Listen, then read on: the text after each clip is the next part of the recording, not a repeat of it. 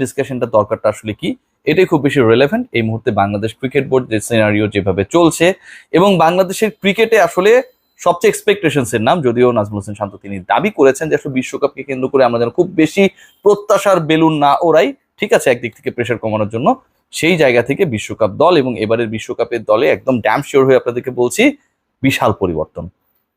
Last world কাপে মানে বাংলাদেশ সবচেয়ে যে টি-20 ওয়ার্ল্ড কাপটা খেলেছিল অস্ট্রেলিয়ায় 2022-তে, সেই দলের 15 সদস্যের দলের 7 জন ক্রিকেটার এবারের বিশ্বকাপের দলে সুযোগ তো পাবেন না, তাদের ছায়াও আসলে বিশ্বকাপের দল পরিকল্পনার মধ্যে নেই।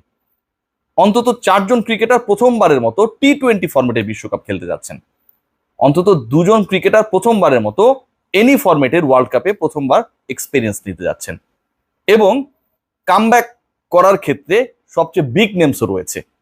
আমি যদি একটু সাম আপ করার চেষ্টা করি, আলোচনা বেশি দীর্ঘায়িত না করে, তাহলে সবচেয়ে ইন্টারেস্টিং নাম যেটা মানে যারা প্রথমবারের মতো একদম ওয়ার্ল্ড কাপের এক্সপিরিয়েন্স নিতে যাচ্ছেন, একজন হচ্ছেন রিশাদ হোসেন আর একজন জাকের আলী। রিশাদকে নিয়ে যদি একটু বলতে হয় শুরুতেই, মানে রিশাদের ব্যাপারটা খুব মানে আমার কাছে খুব স্পেশাল মনে হয়েছে। লেগ স্পিনার দরকার, চান্ডিকা হাথুরু সিংহের একটা কল ছিল, রিশাদকে সুযোগ দেওয়া হলো। রিশাদ প্রিমিয়ার লিগের দলেও চান্স পাচ্ছিলেন না, ন্যাশনাল টিমে সুযোগ পেলেন। বিপিএল এ খুব বেশি ম্যাচেস পাননি, সেখানটাও নিজেকে প্রমাণ করার চেষ্টা করেছেন, অ্যান্ড ফাইনালি রিশাদ দলভুক্ত হবার পর he prove that he could bowl well more than the other spinners. এরপর যেটা ঘটলো, রিশাদ ব্যাটিংয়েও তার ক্যারিশমা দেখালেন। তিনি যে ঝোড়ো ব্যাটিং করতে পারেন, তিনি যে বল উড়িয়ে মারতে পারেন, he is a very sweet timer off the বলস, প্রুভ করে দিয়েছেন এগেন্স্ট শ্রীলঙ্কা। এই ঘটনা যখন ঘটলো, এর সাথে আরো একটা মজার ব্যাপার ইনক্লুড হয়েছে ক্যাপল অফ ডেজ আগে। সেটা হচ্ছে বাংলাদেশ স্পিন বোলিং কোচ হিসেবে নিয়োগ দিয়েছেন একজন লেগ স্পিনারকে। বাংলাদেশের ক্রিকেট ইতিহাসেই যেটা একটা মাইল ফলক। আমরা সবসময় আমরা দেখেছি যে অন্য টাইপের বোলার, মানে স্পিনের তো আসলে আরো ভ্যারিয়েশনস রয়েছে, লেফট আর্ম অর্থোডক্স রয়েছে, অফ স্পিন রয়েছে, চায়নাম্যান রয়েছে, মানে এই টাইপের যে ক্যাটাগরিগুলো রয়েছে সেগুলোর প্রতি ধরনের একটা অ্যাট্রাকশন ছিল। মুস্তাক আহমেদের নিয়োগটা রিশাদের প্রথমত নিজের কোয়ালিটির কারণে বিশ্বকাপের দলে সুযোগ পাওয়াটা নিশ্চিত হয়েছে, এবং মুস্তাক আহমেদ তিনি যখন নিজেই লেগি স্পিন বোলিং কোচ, সেটা আরো বেশি রিশাদের চান্সটাকে গ্লোরিয়াস করেছে। জাকের আলী ইন্টারেস্টিং নেম, এবং এই নেমটা এবারের বিপিএল এ কিন্তু আসলে একটা ফিনিশিং রোলের কারণে অনেক বেশি আলোচনায় এসেছে। অ্যান্ড দেন মোহাম্মদ সালাউদ্দিন, বাংলাদেশের সাবেক অ্যাসিস্ট্যান্ট কোচ, কুমিল্লা ভিক্টোরিয়ান্সের কোচ, বাংলাদেশ মানে ঘরোয়া ক্রিকেটের সবচেয়ে আলোচিত কোচদের একজন, তিনি প্রথমবার ভয়েস রেজ করেন on behalf of Zakir Ali অনেক, and he is going to be the part. তিনি জাতীয় দলে ঢোকার পর দেখিয়েছেন আসলে তিনি কি পারেন। দুজন ক্রিকেটার তারা এর আগে কখনোই টি-20 ফরম্যাটে ওয়ার্ল্ড কাপ খেলেননি। তার মধ্যে একজনের নামটা শুনলে একটু আপনারা অবাক হইতে পারেন। মানে আজকে আমি যখন ঘাটাঘাটি করছিলাম আমার কাছে খুব ইন্টারেস্টিং লাগছিল, আসলে কি তাই, এরকম একটা ব্যাপার। তাওহিদ হৃদয় টি-20 ফরম্যাটে ভাই খুব ভালো খেলছেন, লাস্ট দুটা বিপিএল এ ফাড়িয়ে খেলেছেন, কিন্তু Towhid Hridoy interestingly he hasn't played any টি-20 ওয়ার্ল্ড কাপ।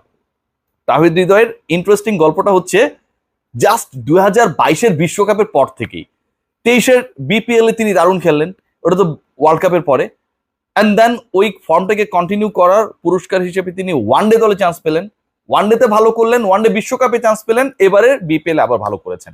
সো 22-এর বিশ্বকাপের পর থেকে আসলে তাওহিদ হৃদয়ের উত্থান, যে কারণে বাংলাদেশের মিডল অর্ডারে এবারের ওয়ার্ল্ড কাপে অন্যতম ভরসার নাম যখন তাওহিদ হৃদয়, সেই হৃদয় এর আগে কখনো কোনো টি-20 ফরম্যাটে ওয়ার্ল্ড কাপে খেলার সুযোগ পাননি, যেহেতু উত্থানটা 22-এর ওয়ার্ল্ড কাপের পরে।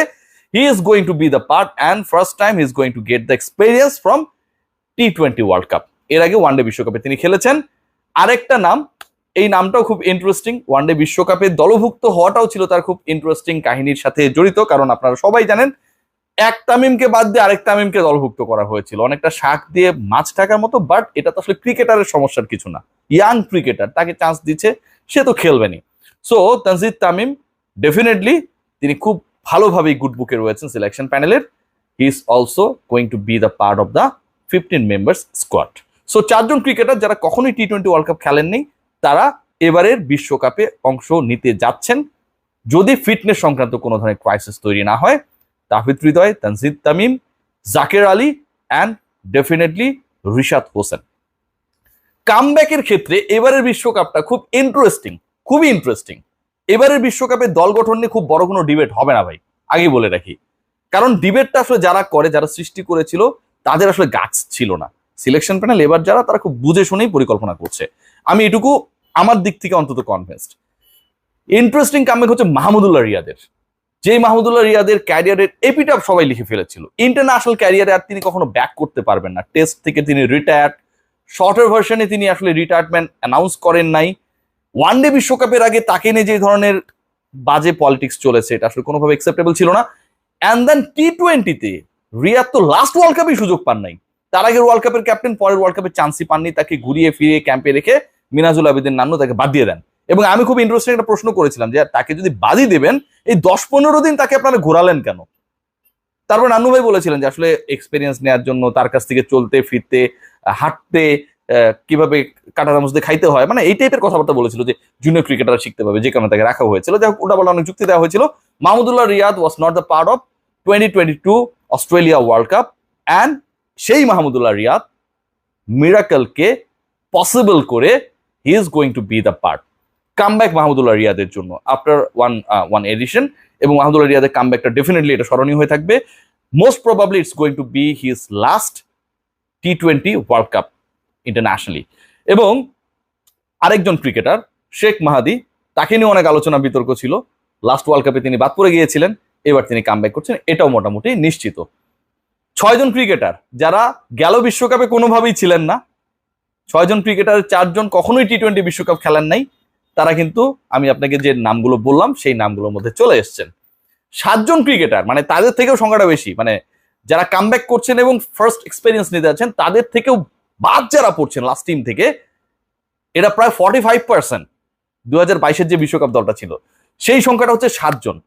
এবং এই 7 জনের তালিকায় কারা কারা রয়েছেন আমি যদি আপনাদেরকে নামগুলো বলার চেষ্টা করি, খুব ইন্টারেস্টিং নাম নাসুম আহমেদ। নাসুমকে কেন্দ্র করে অনেক আলোচনা বিতর্ক হয়েছে ওয়ানডে ওয়ার্ল্ড কাপের পরে। নাসুম আহমেদ এখন কোথাও নেই, অ্যান্ড নাসুম আহমেদের এই পরিণতির জন্য নাসুম আহমেদ নিজেও দায়ী। নাসুম আহমেদের ক্যারেক্টার, বোল্ডনেস, নাসুম আহমেদের অ্যাপ্রোচ, নাসুম আহমেদের কোনো একটা পার্টিকুলার ইস্যুতে একটা প্রপার স্ট্যান্স নিয়ে থাকা, সবগুলো জায়গায় তার ব্যক্তিত্বের সমস্যা রয়েছে, সেটা একটা বড় ইম্প্যাক্ট করেছে। ইয়াসির আলী চৌধুরী লাস্ট ওয়ার্ল্ড কাপে ছিলেন তিনি, এবং বলা হচ্ছিল যে মাহমুদুল্লাহ রিয়াদের রিপ্লেসমেন্ট হচ্ছে ইয়াসির আলী চৌধুরী। এবার আবার ইয়াসির আলী চৌধুরী নেই, Mahmudullah Riyad is going to be the part of the national side. এবং Hasan Mahmud is very interesting name. If Saifuddin is the part of 15 men squad, তার জন্য ইনজুরি সংক্রান্ত ইস্যু না থাকে, জিম্বাবুয়ের বিপক্ষে একটু ক্লিক করলেই হয়ে যাবে, তাকে খেলানো হবে, এটা মোটামুটি সিলেকশন প্যানেল থেকে আমরা মোটামুটি কনফার্ম হয়েছি। সো হাসান মাহমুদের চান্সটা নেই, কারণ বাংলাদেশ যদি 4 জন পেসারকে অ্যালাউ করে, সেই জায়গায় তাসকিন, শরীফুল, মুস্তাফিজ থাকছেন, তার সাথে যদি সাইফুদ্দিন থাকেন, আরেকজন পেসার নিয়ে আসলে বাংলাদেশ সেখানটায় চ্যালেঞ্জ নেবে না। এবং সেখানটাও যদি হাসান মাহমুদের সুযোগ তৈরি হওয়ার কোনো ধরনের প্রেক্ষাপট তৈরি হয়, তার সাথে কম্পিট করার জন্য ছোট সাকিব রয়েছেন। সো হাসান মাহমুদের চান্সটা নেই। 3টা নাম বলে ফেললাম, নাসুম, ইয়াসির, হাসান বাদ। Ebadot, due to his injury unlucky, is not going to be the part of the 15 men squad. Mehedi Hasan Miraz, unlucky বলতে হবে। মেহেদী হাসান মিরাজকে নিয়ে কোচের একটা বড় ধরনের আপত্তি রয়েছে, অন্যরা অনেকেই চায়, স্ট্রেইট কাট ক্লিয়ার করে দিলাম। এবং মেহেদী হাসান মিরাজের এই শুনে আমি ডেফিনেটলি আরো অনেক বেশি কন্টেন্টস করবো যে মেহেদী হাসান মিরাজ আসলে কেন বাদ। অনেকেই রয়েছেন যাদের জায়গায় মেহেদী হাসান মিরাজ খেলতেই পারেন।